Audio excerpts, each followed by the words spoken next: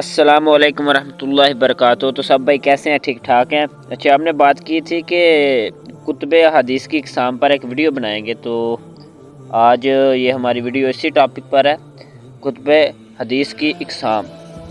تو سب سے پہلے شروع کرتے ہیں۔ سب سے پہلے ہمارے پاس جو ہے جامع حدیث کی کس کتاب کو کہا جاتا ہے؟ جامع حدیث کی ایسی کتاب ہے جس میں حدیث کے 8 باب موجود ہوں۔ اس کی مثال جیسے صحیح بخاری اور صحیح مسلم ہے، یعنی اس طرح کی جو کتاب ہے اسے جامع کہا جاتا ہے۔ اس کے بعد نیکسٹ نمبر 2، سنن کس حدیث کی کتاب کو کہا جاتا ہے؟ حدیث کی وہ کتاب جس میں ابواب کی ترتیب فقہی مسائل کے حساب سے دی گئی ہو، یعنی جس میں ابواب کی جو ترتیب ہے وہ فقہی مسائل کے حساب سے دی گئی ہوں، اسے سنن کہتے ہیں۔ اس کی مثال جیسے سنن نسائی ہے، سنن ابو داؤد ہے اور سنن ابن ماجہ ہے۔ اس کے بعد تیسرے نمبر پہ مسند کس حدیث کی کتاب کو کہا جاتا ہے؟ اس کا جواب ہے حدیث کی وہ کتاب جس میں صحابہ کرام کے ناموں کے اعتبار سے حدیثیں جمع کی گئی ہوں۔ حدیث کی وہ کتاب جس میں صحابہ کرام کے ناموں کے اعتبار سے حدیث کو جمع کیا جائے۔ اس کی مثال جیسے مسند احمد بن حنبل، مسند ابو داؤد طیالسی۔ اس کے بعد نیکسٹ نمبر 4، موجب حدیث کی کس کتاب کو کہا جاتا ہے؟ حدیث کی وہ کتاب جس میں ایک راوی اپنے شیخ یا استاذہ کی روایت کو جمع کرے، اور اس کی مثال میں جیسے موجب طبرانی ہے۔ اس کے بعد نیکسٹ 5ویں نمبر پر مستدرک حدیث کی کس کتاب کو کہا جاتا ہے؟ تو اس کا جواب ہے حدیث کی وہ کتاب جس میں ایسی احادیث بیان کی جائیں جو کسی دوسرے محدث کی شرائط پر پورا اترتی ہوں، لیکن اس محدث کی کتاب میں وہ احادیث نہ ہوں۔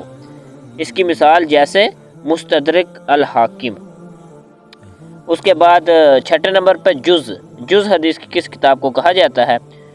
حدیث کی وہ کتاب جس میں ایک آدمی کی وہ روایات جمع کی جائیں جو ایک ہی مسئلے کے متعلق ہوں، اسے جز کہا جاتا ہے۔ مثال کے طور پر آپ لے لیں امام بخاری رحمۃ اللہ علیہ کا جز رفع الدین، انہوں نے کتاب لکھی ہے جز رفع الدین، مطلب کہ وہ رفع الدین کے متعلق کی لکھی گئی ہے، تو اس لیے جز اس کتاب کو کہا جاتا ہے جس میں ایک ہی مسئلے کے متعلق کتاب لکھی جائے، اسے جز کہا جاتا ہے۔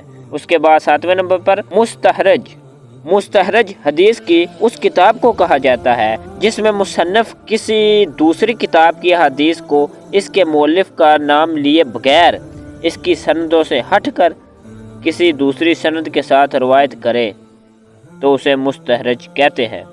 اس کے مثال کے طور پر جس طرح کتاب ہے مستحرج ابو عوانہ۔ 6 نمبر پر رسالہ کسے کہتے ہیں؟ 8ویں نمبر پر رسالہ کسے کہتے ہیں؟ رسالہ حدیث کی وہ کتاب جس میں کسی ایک موضوع کی حدیث جمع کی گئی ہو۔ اس کے مثال میں جیسے امام شافعی رحمۃ اللہ علیہ کا رسالہ ہے۔ اس کے بعد 9 نمبر پر موضوعات کس حدیث کی کتاب کو کہا جاتا ہے؟ تو حدیث کی وہ کتاب جس میں من گھڑت اور جھوٹی احادیث کو اکٹھا کر دیا جائے، جیسے ملا علی قاری کی موضوعات کبیر۔ یہ بہت ہی ایک اہم ٹاپک ہے موضوعات۔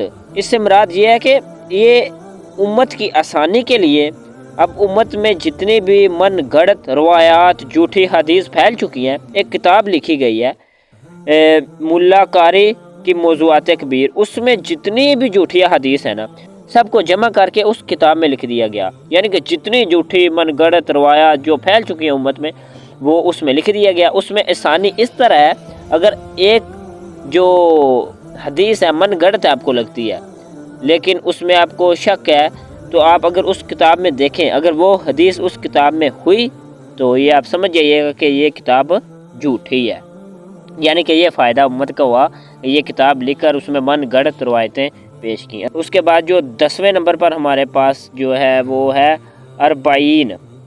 اربعین حدیث کی کس کتاب کو کہا جاتا ہے؟ حدیث کی وہ کتاب جس میں کسی ایک موضوع یا ایک سے زیادہ موضوعات پر 40 احادیث جمع کی گئی ہوں، جیسے 40 نووی۔ تو دوستو آج کی یہ چھوٹی سی ویڈیو تھی، مطلب کہ میں ڈیٹیل سے نہیں، بالکل مختصر تعارف ہوا ہے، مطلب کہ اس سے تھوڑی آسانی ہو جاتی ہے ہمارے لیے کہ یہ کتب حدیث کی اقسام کون کون سی ہیں۔ تو یہ آپ کے سامنے میں نے 10 اقسام رکھ دی ہیں۔